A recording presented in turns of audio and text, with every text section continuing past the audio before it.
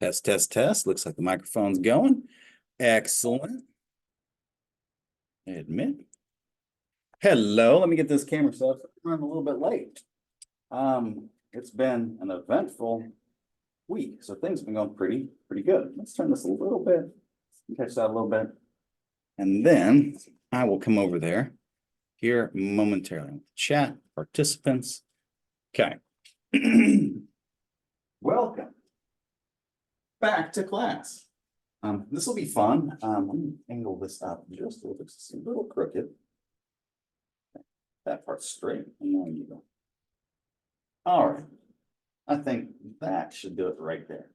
Cool. So now if you pop in, you have something to say on the chat, you should be able to see it. And as we get rolling with stuff, we'll be talking. So feel free to turn on your microphone at any point in time and chime in. I should be able to hear it. Let me test the audio real quick because I just set this up. Yep, looks good. All right, excellent. I can hear you. Sweet. All right. So today,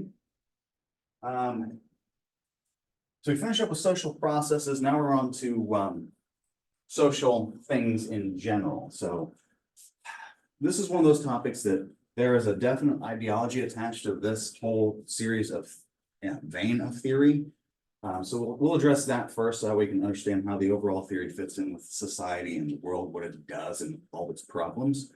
So we can see both the value, virtue, and then all of this side stuff where things can go really bad. And then so we'll talk about that. Then we'll start talking about theory and those types of things from there. I don't know how far we'll get because this is something that we need to talk about from a general term in terms of history and its developments before we can even get to the theory part, because it's associated with some really bad stuff. And so it'll be a fun conversation, but basically, it's not one that you'll find in your textbooks because most of the time they don't deal with it in this way. They don't deal with the history, they deal with the theory of it. It's often why I'll say, if I'm dealing with theory, you'll hear me say something to the effect of, yeah, heaven sounds like a beautiful place, but I ain't never seen it here, right? That's kind of the issue with these types of theories when you start dealing with Marxism or anything that's relevant to that, no derivative of it. It's particularly troubling when you start looking at the numbers and what it functionally does. So we'll do that to some degree today. I'm expecting one person to show up because they're here in person, and I think they got grabbed, or they went off into an office and kind of talking with somebody at the moment. Hopefully they'll be back in here in a minute, not miss too much of class, because this will be a conversation that I know everyone kind of needs to hear in terms of history.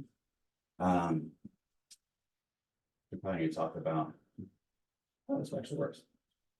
Make sure it's dry erase before I write too much on here. Government. All right.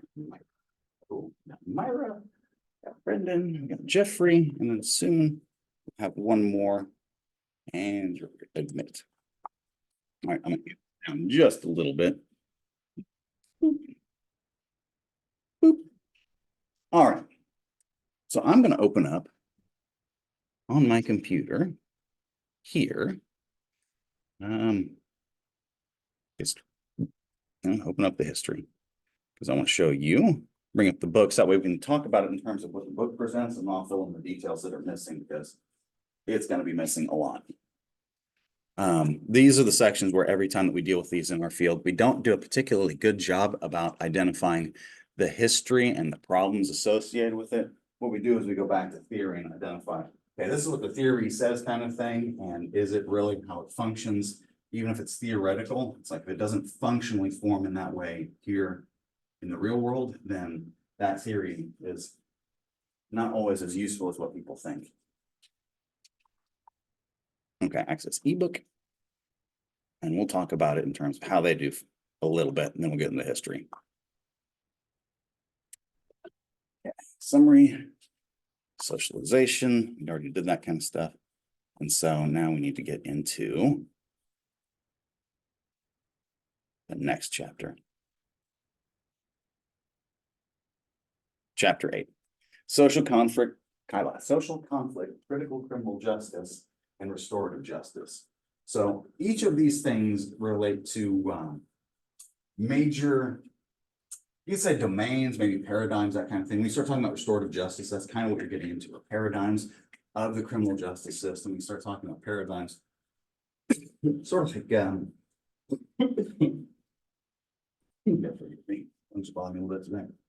Sort of like overarching themes in terms of how the criminal justice system it works overall. So restorative justice is a paradigm. It identifies I wouldn't say like a spiritual type of thing, but kind of like that. There's a shift in the system where its purpose has changed a little bit, where it's now more focused on addressing not just the crime, the harm, and all that, but making sure that both the perpetrator and the victim, that there are services related to both people, both sides of every type of crime associated with that.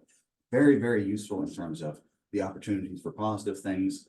But when you deal with the theory itself and how it functionally works in the real world, that's where you run into a lot of the difficulties and where this becomes a lot more complex. And if I'm going too fast at any point in time, chime in and ask me questions, because that's exactly what we need to talk about. First thing I need to talk about, naming conventions. We need to talk about government structures. Naming convention associated with this one. Name. Marks, right? So anything associated with marks, what you'll see is usually they'll use a few different terms that are associated with it. If you're dealing with historical, this line is often referred to as radical, as in radical criminology. Depending on the time frame you're looking at, maybe it's critical criminology. And then sometimes I've seen it referred to as the realist perspective. Sometimes they'll try to tie it into that. They'll say it's the realist perspective of this situation is that there are disparities across these groups, and it's a function of the system. And because the system has to run, it's always going to have certain disparities across groups, right? Because each group's going to be made up of individuals that are different across groups. Each one's going to be a little bit different. You're going to see differences across groups. And so they use this as a way to say that those differences across groups are real, true, they are real, and that's how they try to tie it back to this. And that's kind of the process for how the names have changed over time to some degree. You also see it ties into restorative justice stuff too in the textbook. Basically, what I want to identify is that, this is your base theory. Time is an element, so no matter what time period you're looking at, you're going to see these names kind of come up. Here, it's called radical because in the 1960s, if you held this as your central tenet, your central belief, yes, you were a radical. Here, now what the argument is, where you hear the phrase critical criminology, what they're trying to say is you're critiquing the system. It has nothing to do with critical thinking. Critical thinking skills relate more to the triangulation processes that I've outlined prior in this class and across other classes. That's actual critical thinking, not this. This is critiquing the system. There is value in that. That's the part we'll focus on here in a little bit. The realist perspective kind of thing, that's kind of more of a methodological thing. If you really want to get into it, we'll talk about it in methods class. There's a whole process called it's called reification. If you're not familiar with it, if you haven't had methods, basically the underlying tenet there is we're dealing with ideas, right? As we're dealing with ideas, whether theoretical or just ideas in general, are we actually dealing with something that's real?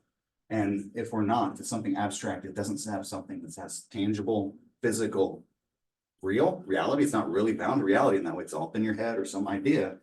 Is it real? No. But also at the same time, if you're identifying process and how the system works, it's actually more useful than the real stuff itself. Sometimes it's more real than real. That would be like saying, I like to use the parable of fishing, right? The fish itself is real. Knowing where the fish are at are one thing, knowing how to go get them. That's the part that's really valuable, right? And the process of going to get them is itself real and will really work, but we'll treat that as it's something that the process itself is not tangible to you. Actively go and do it. That's that process of reification. We take something that's not quite real and we treat it as if it's such because functionally that works. You've heard me talk about that in terms of rape culture because it's usually the easiest one to identify. I realize I'm throwing a lot of information, so this is kind of how the class ended a little bit. Whenever I talk about things like that, usually what you'll say is like rape culture. There are arguments that it does not exist. It's not a real thing. Usually what people will do is they'll focus on the numbers side. They'll focus on UCR versus NIBRS, that kind of thing, or NCBS and some of those numbers there. And so you pick your numbers, you pick, what the issue really is to some degree. But if you're basing your arguments on it, you're doing it in a little bit of a flawed way. Another way of looking at it, say, is it real? If you're looking at are there cultures that in with our society that allow for its transmission? Yes, that's real. On the other side, if you want to get to the really real side, walk into a prison and make a joke about soap, because if you're saying that, essentially what you're saying is in the most controlled environment in our society, in the Western world, we still have huge issues with that being a very real problem. So is it real? Well, if it's real in our most controlled environment, what's it going to be like in the most free environments outside of those institutions here in this world? Of course it's real, but it's not real in the way that most people process it. That's part of why we deal with theory in this way. Like I said, a lot of information, a lot of thoughts involved with that, but that's kind of the overall framework for understanding this as a topic. Okay, like I said, if I start going too fast, let me know. I can't quite see if you chime in with chats. I think it gives me a prompt, but it doesn't always do that. So if that's happening, pop in and let me know that you have something to say, because I might not necessarily see it. While I'm doing that, let's move this down a little bit. I don't care about stories, that kind of thing, but I'll go through it a little slowly, a little more slowly as I'm looking. First, we'll talk about governmental structures. Ours here in this system is a capitalistic capitalism kind of thing. Marxism is sometimes you'll hear different terminology thrown around. Socialism, communism. I don't like to look at it that way. Basically, what I start to like to do is if you're going to look at this as a framework, as a theory, realize it's more of a direction to take systems. It isn't a functional system in and of itself. What I mean by that is this theory calls into question existing structures. That's its value, right? If we see disparate treatment across groups for whatever the reason, whether it's worker, laborer versus business managers or those in power, or if you look at the race sides of it and the racial disparities and who's in what positions where in society and their overall effects, it's like there's something real to that we do need to address, right? That's its value. You can use it to ask questions of this. When we get into the functional side of things, where you've had any society that does this to the degree that they institute this at a high level within their governmental system, huge issues follow. So the big thing here is finding out the balance between this type of system, maybe another type of system, and this type of social one where you're looking at the social side of things. Social side matters, but the functional side is what really matters.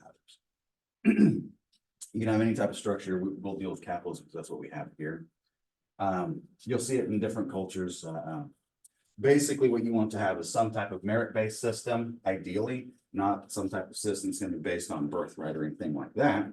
But you want to have merit, and you want to have the ability to question whether that system is running effectively when you consider all of the factors at play. Now, the history side of things. When you start dealing with whether we're ourselves capitalists, socialists, that kind of thing, I don't like the white black kind of separation of it, because it's not. All of these things are on a spectrum. Basically, you have full, you put on one side of the scale full capitalism all the way to full communism, and usually sometimes people say socialism is kind of that road between the direction of movement that way. That's one way to look at it. Really, when you start getting off into the negative forms of the system, like when it goes fully corrupt, there is no difference between those two systems. The only difference there is who has the power. Is it the corporations with the money, or is it the government positions that are distributing all of the access to all of the goods that are produced by the corporations and produced by the people? And so what you have are essentially what would, if you were to frame this back a few thousand years ago, it's like the separation of church and state, but only this time it's a separation of merit versus social issues. And so it's a really, really difficult thing to balance it out, because if we're doing it right, we treat it like welfare. We don't stop and look at it like, okay, who deserves it and who doesn't? We look at the system saying, how much money are we pumping into it? And where exactly is it going? Because I want to know how many pennies out of my damn dollar I'm putting into the system are actually helping the problem and not making a whole bunch of other problems, right? And so there is value in it. There is. It's just not as its own system, right? And feel free to chime up because these are all discussion points as we can talk about this more at length for anything you want to. But you need to know some of the history here. So when we start talking about governmental structures and that kind of thing, the first thing you probably need to know is time frame. If you want a full knowledge of this, you need to understand the time frame we're dealing with and some of the numbers so that we can understand the scope of it, because very rarely do I get to talk about this topic directly across these classes. Usually it's not my own that. Okay. Anything Marx based. Marx first came out in what year? I'm asking that of you all, so if you can sign out or speak up and let me know. I don't have to look it up. Was it the mid 1800s? Something like that, yeah. So you're talking just a couple hundred years, right? 100 years. There's a reason why I start with that one, because I'm going to talk about some things. When we talk about countries that have gone this route, they've used this as its central tenet for changing their society. Can you give me any examples?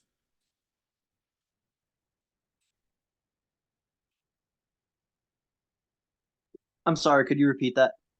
Examples of country within this time frame who've used Marxist beliefs to reframe their entire system, their entire governmental system. I'll give you a couple ones. China, Russia. We'll stop there. Right? We can add a whole bunch more. But just between these two,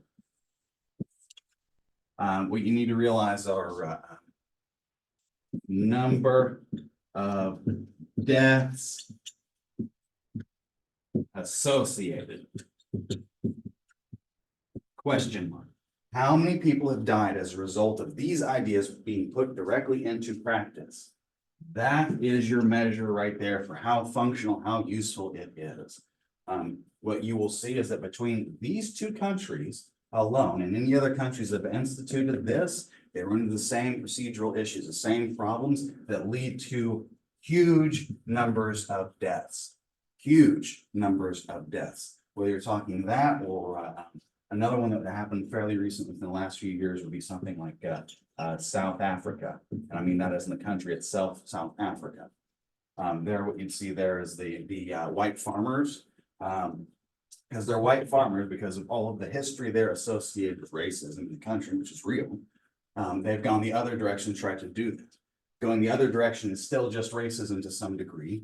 And when you're doing that, what you end up with is here what they had were the farmers in those areas were removed from their lands. They've spent several generations learning how to farm, so they become fairly efficient at it. When you take away the people who are growing food efficiently, you have a situation where there's going to be mass starvation.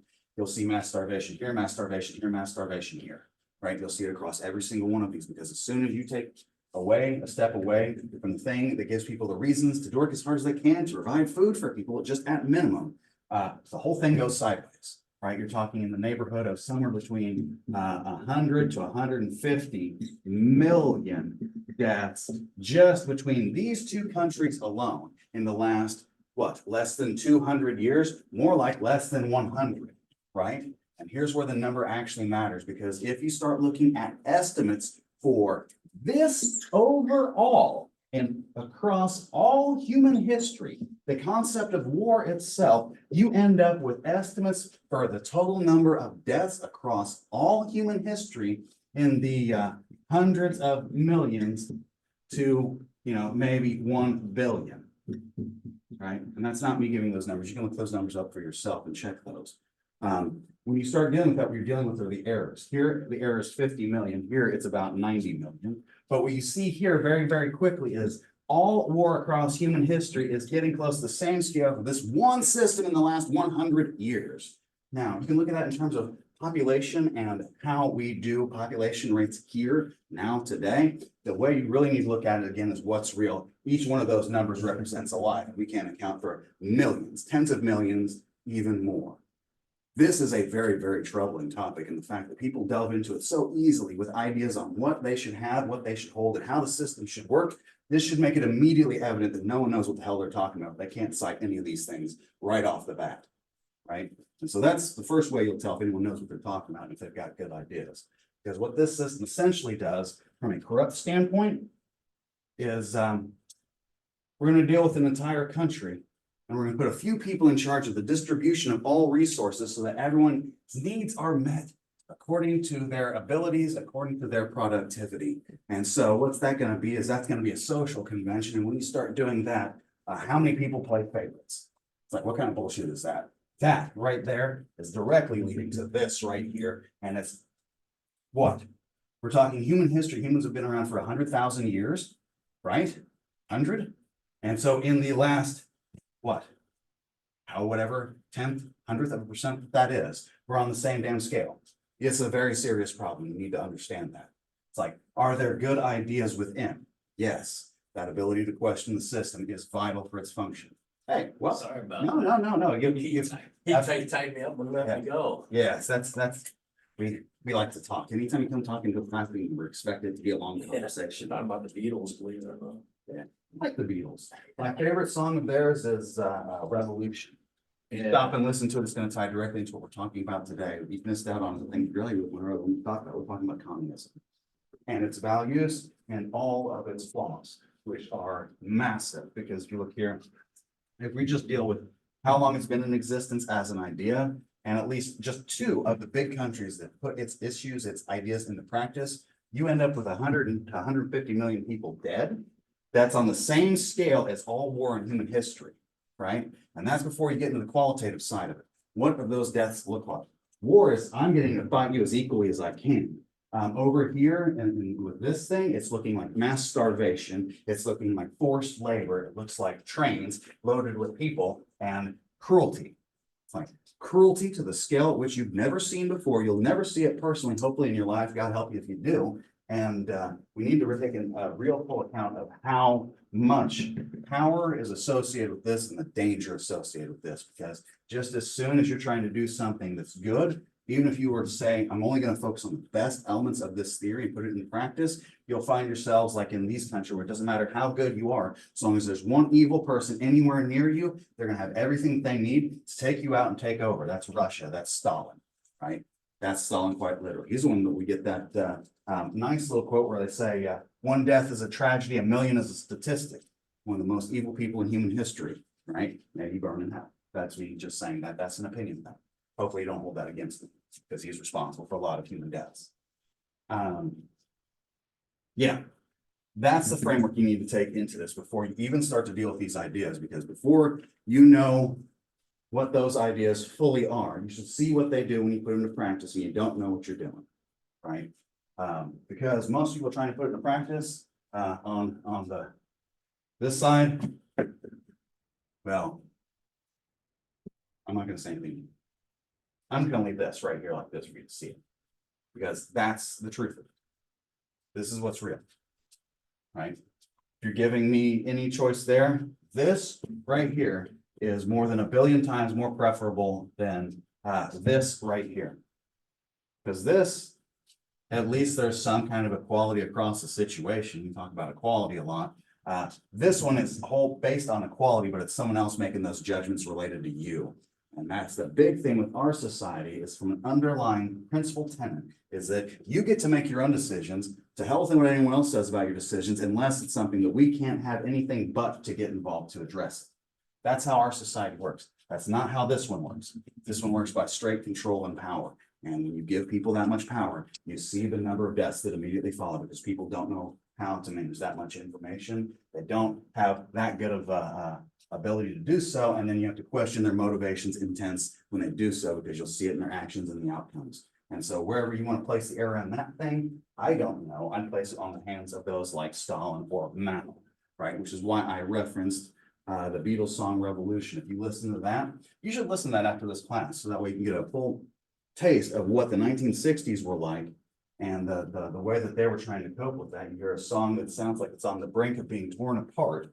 And if you listen to the words of the song, it does not get any more direct.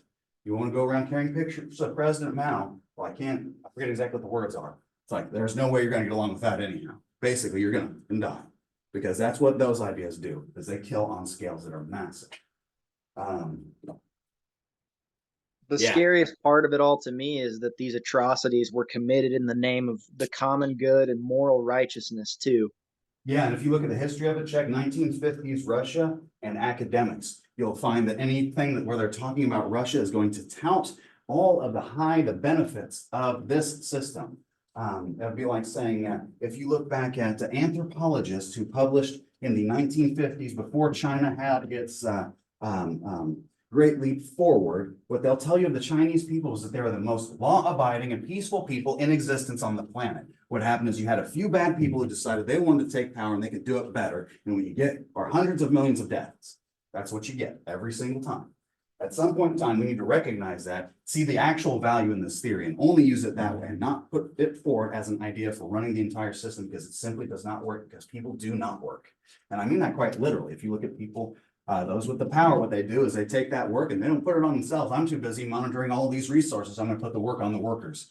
And then they starve and they die because they've been worked to death. And now we don't have workers out in the fields and now we have no food and now everybody's dead. That's how It was a logistical nightmare. They would have like the lowest productivity areas receive the most funding to try to balance out their complete and utter ineptitude and take away resources from actually productive areas, be it farms, mining, Yep. manufacturing. Yep, And they did it backwards. yes, I was just about to say bass backwards. Yeah, that's exactly what it is. The problem is they have real value in being able to ask those questions. Why are we seeing these disparities across groups? Because that's something we can statistically analyze and try to address. And so it's a great starting point for asking the questions. But if you get too heavily invested in this and you take this as your central tenet of what you think's best, because it will balance everything, realize that you're the ones in charge of those scales and no one should be God on this planet. Right? That's the kind of thing you're dealing with. And that's why you get this. Because as soon as we take control over that, we're not that. What we do is we kill things. Right? And if you look at humanity over and over and over again, what you see is we're really good at building some things for brief periods of time. We're really good at killing each other across all time. That's this one. So I spent 30 minutes ranting a little bit at you. The reason I did that is that way you understand the dangers associated with this and you do not engage in this conversation lightly because it's not one you should ever engage in lightly. It's one that has massive, massive implications in every direction, every level of analysis. And if you hold any of these ideas too tightly, whether it's a theory, whether it's an ideology, if you hold it too tightly, you're going to do it in a flawed way, whether it's you come to a conclusion when you want to analyze it, or you're trying to understand how it works. It's like, be careful with your treatment of these ideas, because if you don't fully understand it, you won't end up seeing this thing until it's right here in front of you, and you don't want to deal with that. Trust me. Cool. All right. That's a kind of overlay of what's happened historically related to this thing in terms of scale and its value. Usually the only time I get to talk about this is not in most classes in the spring, because I don't often teach theory. Probably the most frequent place it comes up is in gang activities and stuff like that, because that's frequently a local level. Let's bring it back.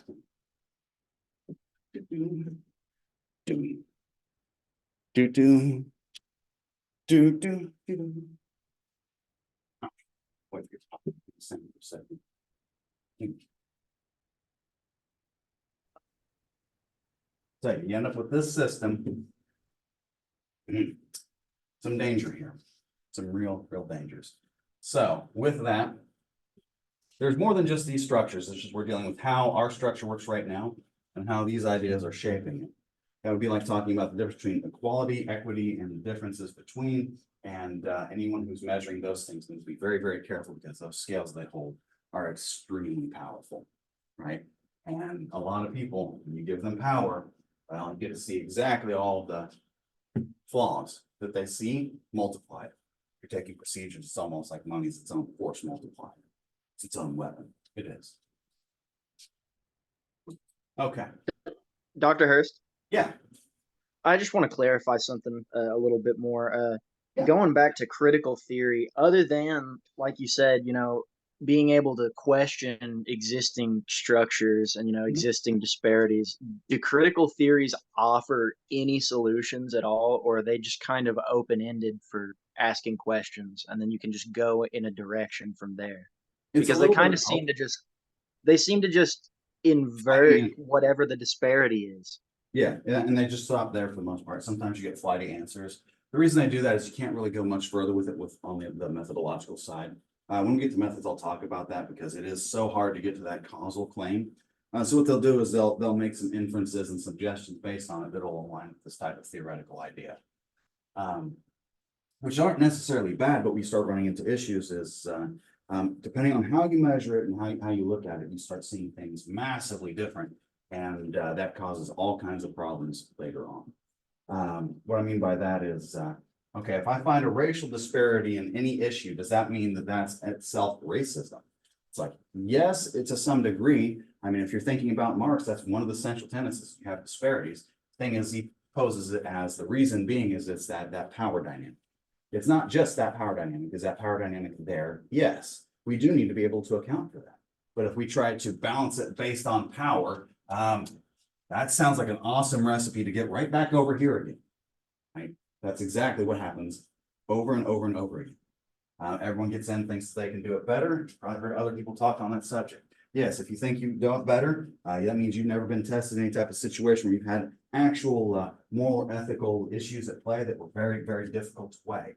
Because at this point in time, you're weighing people you will never meet and seeing things that you will never see directly, and you're making decisions that will directly affect their lives and cause deaths quite directly. It'd be like saying, over here, you're a general at war kind of thing. You're sending people out to die.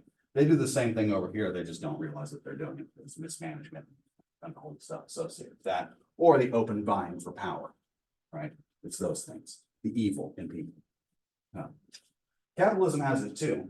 They both do. Anytime you have any type of structure, you have that. But that's important to understand that relationship is there. The first entries in the book related to this start to identify how people treat one another. And the first thing you see are some of the name callings that's happened between just the different political bodies in this country, right? It's like you're not having an open conversation. The actual issues that matter, what you're doing is you're picking sides and trying to see who's most powerful. You're right back over here again, right on that path again. If we did it right, what we do is like what I did with welfare. We'll sit down and we'll see what the problem actually is in terms of its function and then address it. Instead, what we'll do is we'll analyze it this way and make some flighty recommendations or say this is the problem. It's like that's part of it. This is the one you can address though. You actually do the math and dive into it. You can figure that stuff out pretty fast, right? This is why we don't. Why? Something supposed to. All right, let me scroll down and see what this thing actually tells you. Because that won't tell you any of that. All right. Billionaire candidate Donald Trump, 2016. Don't care about that. Clinton, basket of deplorables. I don't care about that. True to his word, executive order barring people from Muslim countries. Yes, that happened. This would be facts again. They'd like asking you how many different countries, including that list, have been banned by other administrations on both sides of the aisle. It's the exact same countries. It's the presentation and the way that they're presenting it to you here. Colors it a very certain way to say, to make an allegation there that may or may not be warranted. I don't know. I can't tell. I don't know how anybody can because it's such a convoluted mess.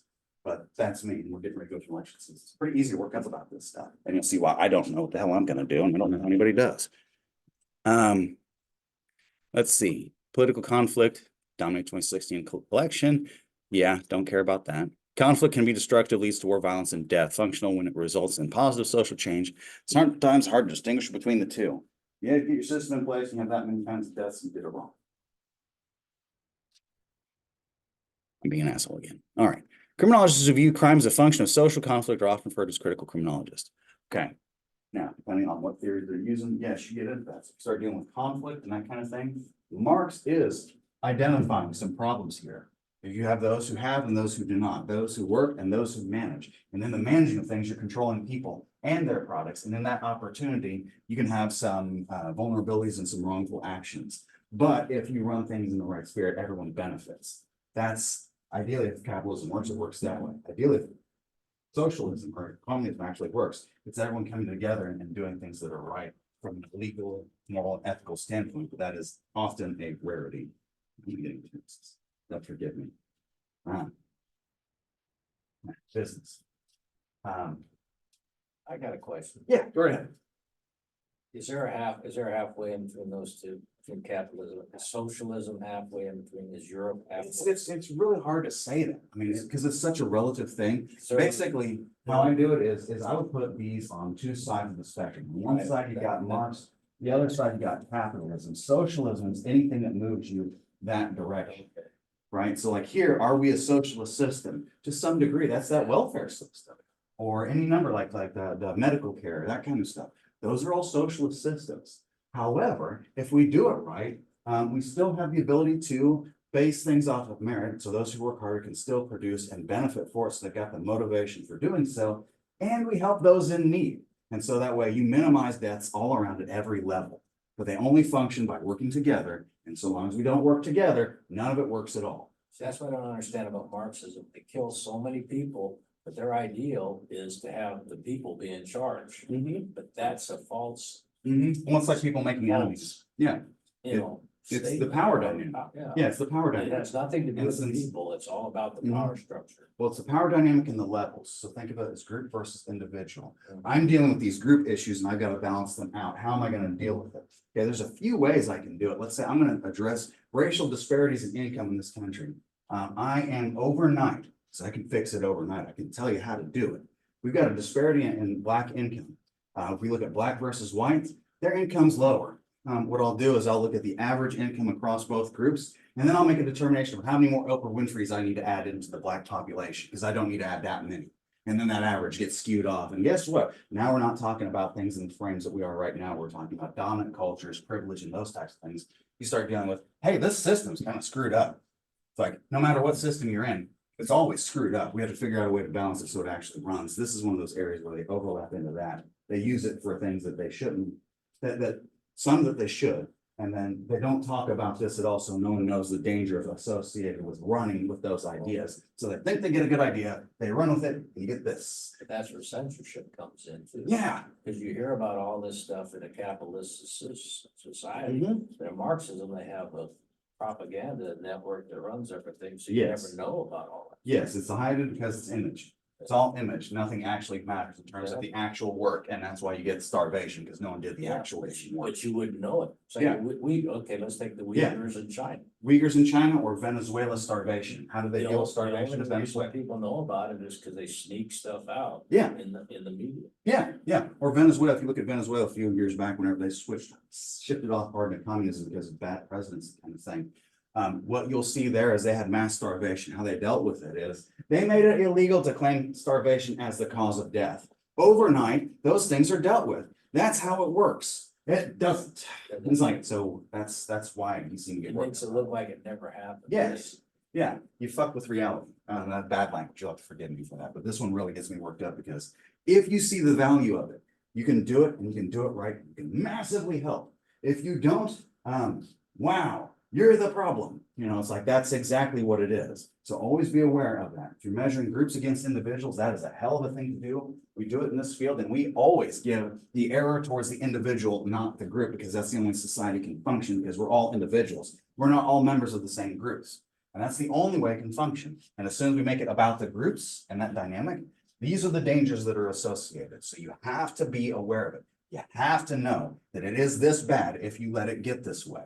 If you're in power of anything, whether it's an organization, whether it's your job at home and you run it this way, it doesn't matter. If you have that kind of thing going on and you're not assessing it, you're going to end up over here real bad, where there's lots and lots of Do problems. you think it's a clash between the East and the West? Because the East is an individualist society.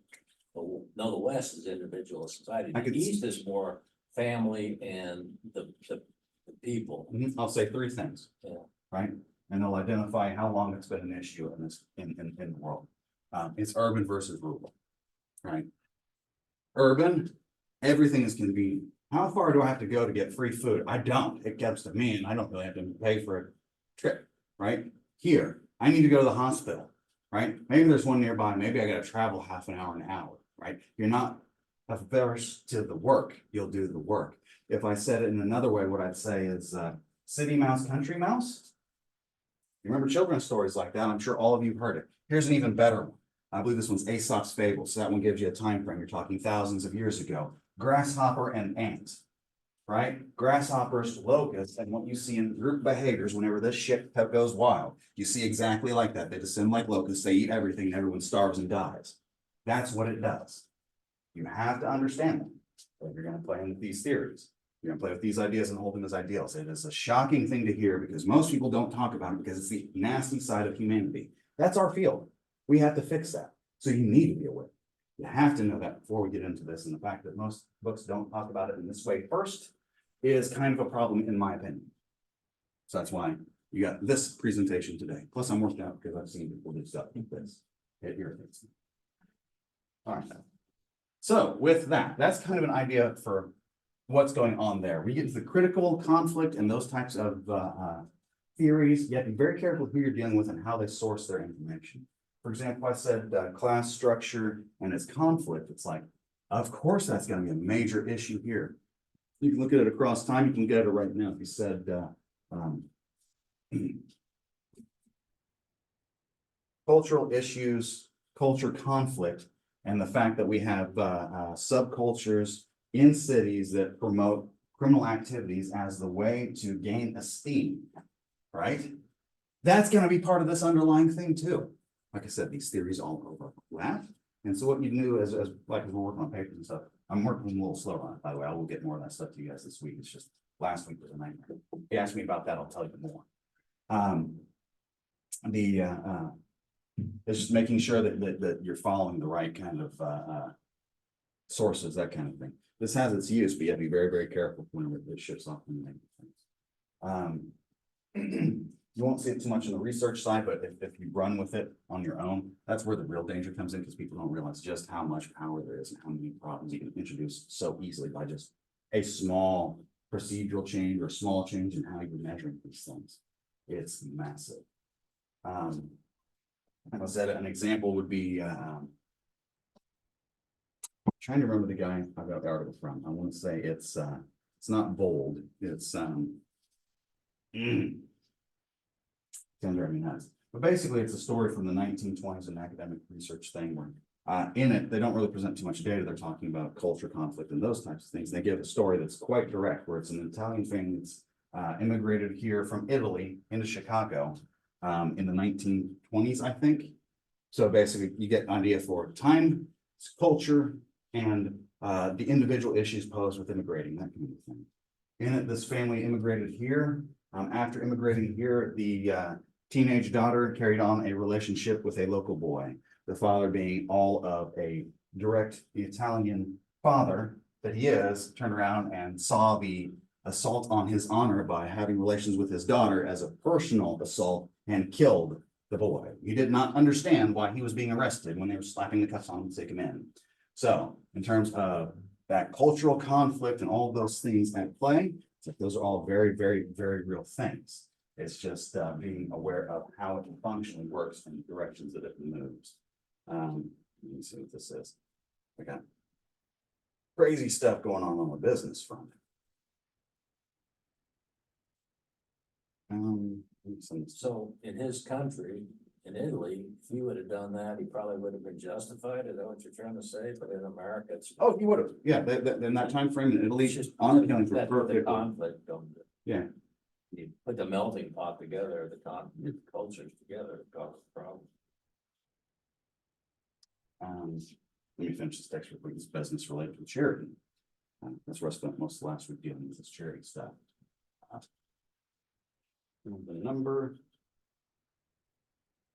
And we'll get it to you as soon as I'm out from class. Yeah, 5 minutes. Take care.